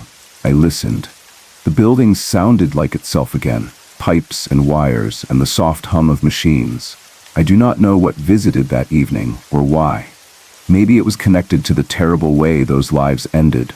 Maybe it was something that uses grief as a doorway and attention as a path. Maybe it was only in my head, yet it did not feel like the kind of thought that fades when you shake it off. It felt like a presence, and I have not tried to name it past that.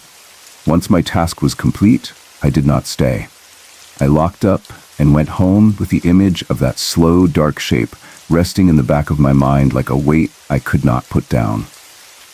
Years later, standing in the office this past Monday night with my keys on the desk and my small bag open, I felt the same distant pressure settle behind my eyes. I told myself it was only memory, that memory has a way of pouring old fear into new hours. The empty hall made a soft wind sound when the air conditioner came on. The lamp on the corner table lit a small circle the color of honey. I told myself to hurry so I could be out of there, back in the truck, back on a normal road under normal streetlights. I zipped the bag, turned, and the feeling spiked sharp enough that my hand tightened around the strap. That Tuesday evening, not long after, I learned that sometimes you are not alone in the funeral home for reasons that have nothing to do with the unworldly. A person had slipped in after hours to leave a message for a funeral director about her mother's service, which was still 2 weeks away. She must have pushed on a door at just the wrong time and found it unlocked, or followed someone out and held it before it latched. I heard a sound and stepped into the hall ready to see nothing, and there she was, startled to see me, holding a small note and a pen and speaking fast. My nerves were already high from the memory and the quiet and the hour. I was not gentle. I spoke in a hard voice and moved her toward the door, making it clear she had to leave. She tried to explain, and I did not want to hear it at that moment. I escorted her out into the night, watched her go down the steps, and locked the door with more force than I needed. It was 9:30 p.m., well past the time anyone should be in the building without permission, and I knew I was right about that part. Still, the minute the door clicked and the hall went quiet again, I felt the echo of my own voice and did not like it. The next day, with normal daylight coming through the windows and people moving in and out and phones ringing and papers shuffling, I thought about her face when I rushed her out and how words can land like a shove when they are thrown too hard. I called and apologized. I explained the rules and the reasons, but I also told her I could have managed my tone better.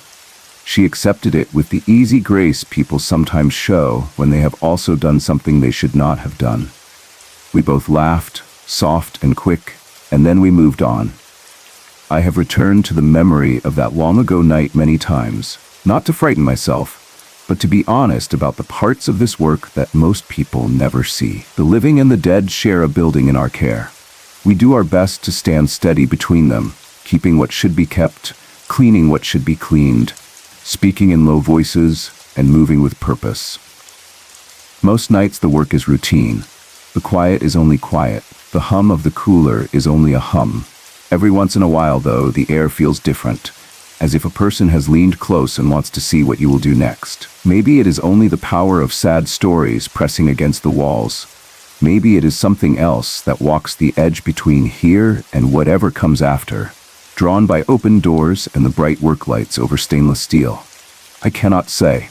I can only tell you that I felt it as clearly as I feel the difference between a warm day and a cold one.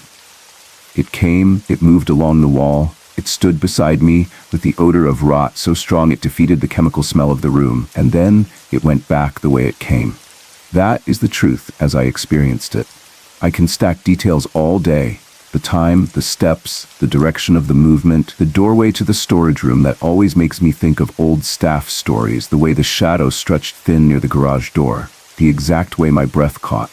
But in the end, the truth sits in the feeling. I was not alone. I do not think it meant me harm, and I do not know what it wanted. Perhaps it wanted nothing. Perhaps it simply was, the way a storm is. When it left, I felt lighter, yet also marked, as if someone had put a small thumbprint on my mind and told me to remember. The strangest part is how normal everything looks afterward. The lights are the same, the table is the same, the tools are the same. The hallway runs straight to the front door. You could take a picture and point to nothing. You could bring someone back the next day and say, "This is where it was," and they would nod and say, "This is just a room." They would be right. It is just a room where we do a necessary thing with respect and skill. It is also, sometimes, a place where something else pauses and looks in from the edge. When I think of Monday evening again, the vacation bag on the chair and the keys shining under the lamp, I remember how the quiet pressed in close and how the parking lot felt wider than usual when I walked back out. I remember how the door latch sounded too loud in the empty building and how my steps echoed just a bit more than they should. I remember telling myself that the mind is a great storyteller and that sometimes it performs for an audience of one. Then I remember the other night years ago when I was not only a listener to a story but also a participant in it, and the smell that has no real equal rose up as if a deep place had exhaled. Between those two evenings sits all the ordinary work: phone calls, paperwork, family meetings, careful hands, cool rooms, soft words. Those ordinary hours are the ground that holds me steady. The other moments do not erase them. They only mark them with a thin line of shadow that I cannot quite wash away. I never did get those beers that first night after the call sent me back, and I never saw my children before bed that evening. The night went elsewhere. I drove home late and quiet, the road empty, the truck a small moving room with my breath loud in it. I put the keys on the counter and stood for a minute in the kitchen, where the light was warm and normal, and I thought of nothing for a while. The next morning, the sun came up, as it always does, and the day moved forward with work and people and small jokes and the usual list of things to do. Life carries on. It always does. But when the building is quiet, when the night is deep, and when the air goes still in a particular way that I cannot describe without using the word presence, I remember the slow shape along the wall. I remember the odor that arrived and left like an unseen tide. I remember how attention, whether from the living or whatever else might be paying attention, can settle on a person and make them feel like a door has opened behind them. And I remember that my job is to stand in the doorway with steady hands and finish what I started.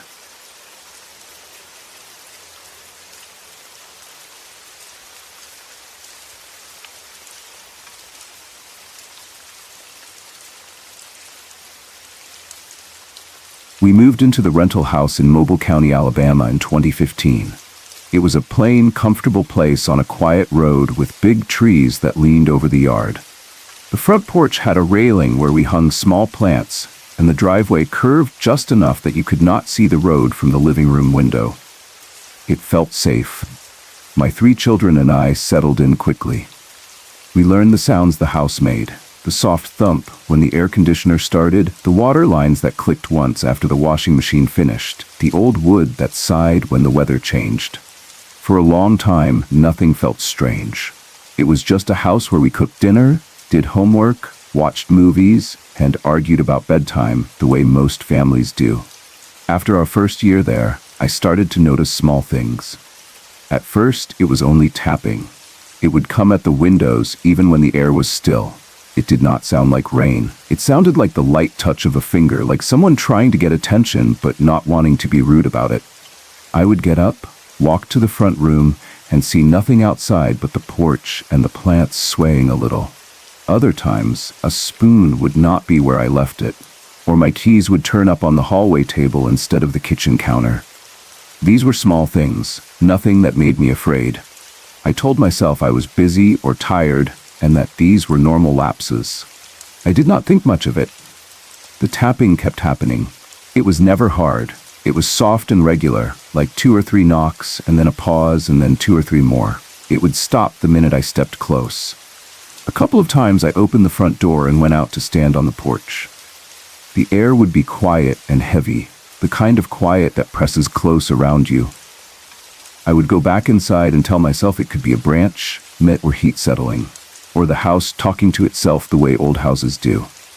In those early months, that explanation worked fine. Then something happened with my phone.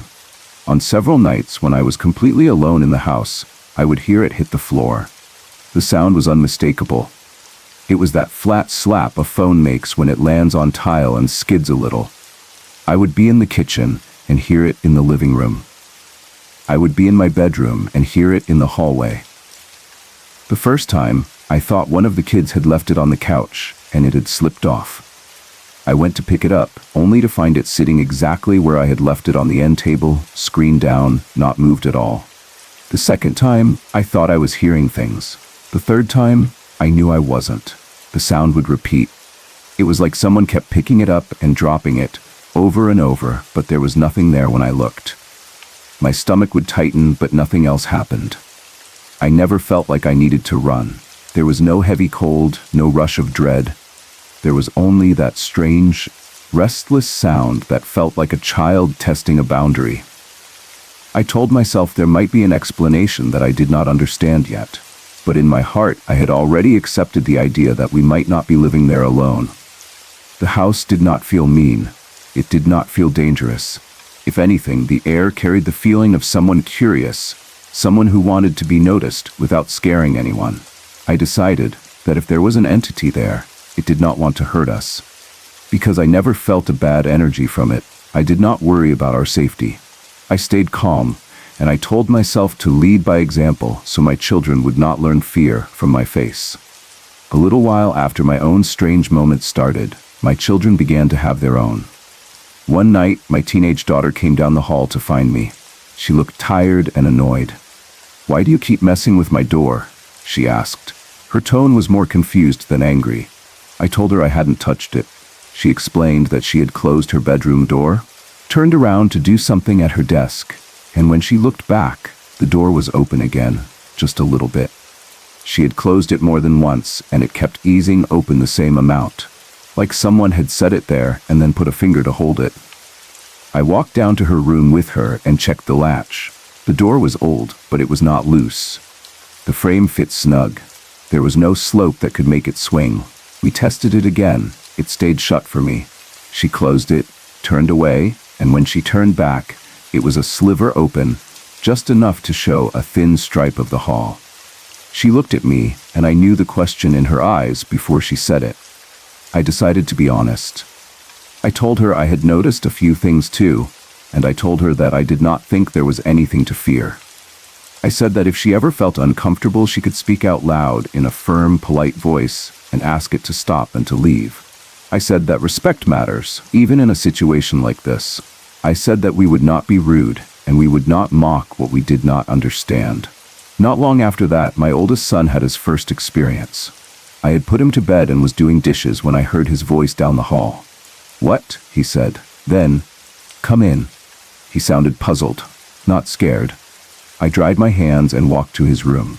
Before I reached the door, he called out to me and told me someone was tapping on his window. He had thought it was his door at first. The taps were that crisp and close. I checked outside. I looked at the bushes and the small tree near that side of the house. There were no branches long enough to hit the glass, and the air was still. We stood there together for a few minutes. The tapping stopped. I did not want to plant fear in him. I told him the same thing I had told his sister, that I had noticed unusual things too, that I believed we were okay, and that we could set boundaries without being cruel. He nodded. He was steady. We agreed not to make a drama out of it. We did not talk about it a lot, and we never made jokes to tease whatever might be there. After we handled it that way, our small encounters faded for a time. The house settled back into its normal rhythm. We went to school, to work, and to bed. We had a routine again. Around this time, I started working at a vet clinic. The work was constant, messy, and full of small, bright moments. I often fostered dogs that needed a place to land. We brought home a few over those months, and then we met Baxter, a 3-year-old Yorkie with bright, intelligent eyes and a heart that wanted to belong to someone. My children fell in love with him immediately, and so did I. He was small but brave in that way some small dogs are. He had a way of pressing his warm side against your leg that made any hard day loosen its grip. We adopted him. He learned the house fast.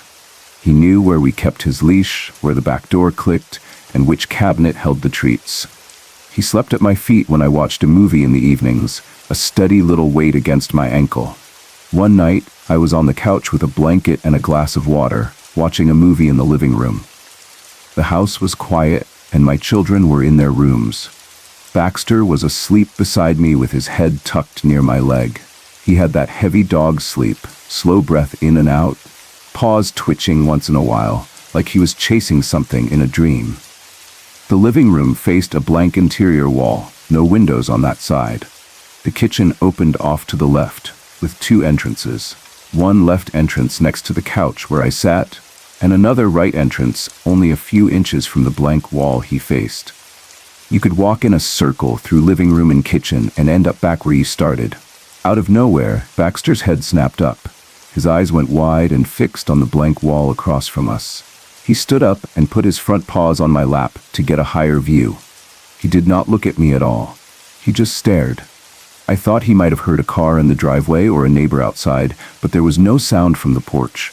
No light moving across the room, no hint of anything out of place. He kept staring as if he could see something I could not. 10 minutes passed like that.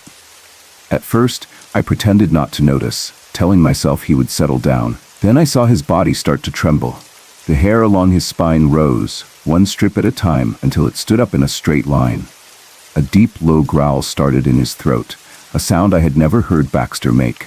The growl changed. It became a hard, rolling sound with air in it, not a warning, but a statement. He moved off my lap and onto the floor in front of me. He stood facing that same spot on the wall without blinking. He took a few slow steps forward, barked, then backed up, making sure his small body stayed between me and that place. He moved left, then right, testing angles, never taking his eyes off the spot, as if he was trying to keep something from shifting past him. I reached down to touch him, to steady him, but every time my fingertips brushed his back, he jumped like something shocked him. Not because I hurt him, but because he was so tightly wound that any touch felt like a threat. He curled his lip and showed his small teeth at the air, not at me. His breathing changed. Every exhale came out as a deep bark. Every inhale came with a snarl that sounded too large for a Yorkie's body. The sound did not match his size. It sounded old and raw and pulled from the bottom of him. Then, without looking away from the wall, he jumped back onto my lap, trembling and snarling, still staring at that fixed place. I could feel the shiver through his paws. He smelled like warm fur and fear. I kept my hands near him but did not touch him because it seemed to startle him even more. I spoke to him in a soft voice and he did not react. He was locked in. He hopped down again, this time moving through the left entrance into the kitchen. He trotted along the tile, growling, nails clicking fast against the floor. He headed toward the right entrance, the one that opened just a few inches away from the place that had held his attention. He stopped right before that opening. His body was rigid, tail low and still, head forward. I could see the muscles in his shoulders bunch and release. He leaned in as if he was trying to catch a smell that moved like a thin thread in the air. I will never forget the next moments. I heard his nails tap as he took slow steps toward the right entrance. The living room went completely still. The TV sound fell away in my head. There was complete silence for a few seconds, so complete that I could hear my own breath. Then he let out a sudden, sharp yelp. The kind of yelp a dog makes when something hurts him or shocks him. He spun, ran back through the kitchen, came through the left entrance as fast as he could, and launched himself into my lap. He dug in close, trying to make himself smaller. He shook like a leaf in a storm. I have never seen an animal as frightened as he was in that moment. My mind raced. The first thought was practical and simple. Maybe there was a snake or a rat hiding somewhere in the kitchen, something that moved fast enough to scare him. I put him down carefully and told him to stay. I turned on all the kitchen lights. I checked under the cabinets, behind the trash can, around the baseboards, and in every corner. I opened cabinets in the pantry. I moved the broom and the mop. I checked around the refrigerator and the stove. Baxter stayed close to my legs but would not go near the right entrance again. I examined him to make sure nothing had bitten or scratched him. There were no marks, no swelling, no blood. I searched for over an hour and found nothing. The room smelled normal. The house felt quiet again. But I could not shake the feeling that something had stood just beyond what I could sense, and that my dog had seen it clearly. After that yelp, Baxter stopped staring at the wall, though he would throw quick glances that way, like a person who is done making eye contact but cannot help checking the edge of their vision. He stayed pressed against me for the rest of the night, tired and watchful. I turned the TV off and sat there with him in the dim light, thinking about every small thing that had happened in the house since that first year. The tapping on the windows, the phone sounds, the doors that eased open by themselves, the steady way my children had handled their own moments. It felt like a line of quiet events that had all led to this one sharp proof. I did not have a picture to show anyone. I did not have a recording that would convince a stranger. I had a trembling dog on my lap and a feeling in my chest that said, "This is real." The next morning, I made a decision. I stood in the living room while the sun came through the blinds in thin, bright stripes. My children were getting ready for school. The house looked like any ordinary house, with a few backpacks on chairs and a cup in the sink and a shoe in a place where a shoe should not be. I waited until the kids walked to their rooms, and then I spoke out loud in a steady voice. I said that whatever had been in our home was no longer welcome. I said it clearly and calmly, not in anger, not in fear. I said that this house belonged to the living, that it was a place for children and a dog, and that whoever or whatever had been curious had to leave now and not return. I asked it to go in peace. I said it more than once. I said it like a parent sets a rule and means it. After that day, the strange moments stopped. The taps did not come back. My phone stayed where I put it. My daughter's door stayed closed when she closed it. My son did not hear anything at the window. Baxter relaxed again. He went back to sleeping through movies and begging for treats and trotting in small circles when he heard his leash. The house felt like itself. The quiet was only quiet. The air was just air. I look back on those months and I feel grateful. Nothing bad happened to us during those experiences. We were not harmed. We were unsettled, confused, and sometimes frightened, but we came through it together. I feel proud that I was able to teach my children how to handle something strange with respect instead of mockery. We did not taunt or challenge anything we did not understand. We set a boundary and we kept our composure. We learned that you can be firm without being cruel, and that you can stand your ground without inviting a fight. I also believe more than ever that animals notice things we cannot. I work with dogs every day, and I have seen them read moods, smell illness, and find their way to the exact person who needs comfort. Baxter showed me a different kind of sensing that night, something I could not measure with my eyes or ears. His reaction was not random. He was calm and asleep one second, and the next he was a small soldier guarding me from a point on a blank wall with a focus that did not break. He stood between me and what he perceived, even though he was small and the thing he faced was not something he could bite. That is loyalty. That is love. And that is also a kind of proof. He did not act like that for a fluttering moth or a shadow from a car light. He acted like that for a presence. Sometimes I think about the house itself. It was not old enough to feel haunted by its age. But houses collect stories the way baskets collect small things. Families move in and out. Happiness and sorrow leave a trace. Maybe something from before us lingered for a time out of habit. Maybe it had a message it could not say out loud. Maybe it just wanted to be near the warm part of life again. The lights, the voices, the sound of kids running down a hall. I do not pretend to know. I only know what happened in our rooms and hallways. I know the tapping and the phone sound. I know the door that eased open for my daughter. I know the words my son spoke when he said, "Come in," to nothing he could see. I know my dog's yelp and the force of his tiny body trying to shield me. I know the feeling of standing in a living room in morning light and telling the air to be clean again, and then feeling that it was. We moved on with our lives. We still talk about Baxter sometimes when he's sprawled on his back, paws in the air, snoring like a little machine.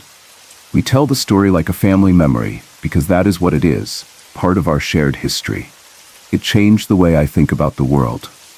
I do not go looking for strange things, and I do not try to make them happen. I respect the unseen, in the same way I respect a storm on the horizon. I know it is there. I know it can touch you if it wants to. I also know that a calm voice and clear rules can make a difference, and that a house can answer when you speak to it. I never thought I would be the kind of person to tell a story like this, but it happened to us in a simple, ordinary place where we ate dinner and watched shows and tripped over shoes. It happened in a living room with a couch and a blank wall and 2 kitchen entrances that made a loop. It happened in the soft hours of a weeknight when a small dog woke from sleep and showed me with his whole body that we had a visitor. Since the day I asked it to leave, nothing else has disturbed our home. The quiet we live with now is the best kind, the kind that feels like safety, like peace, like the sound of a family settling down under one roof where everyone can rest.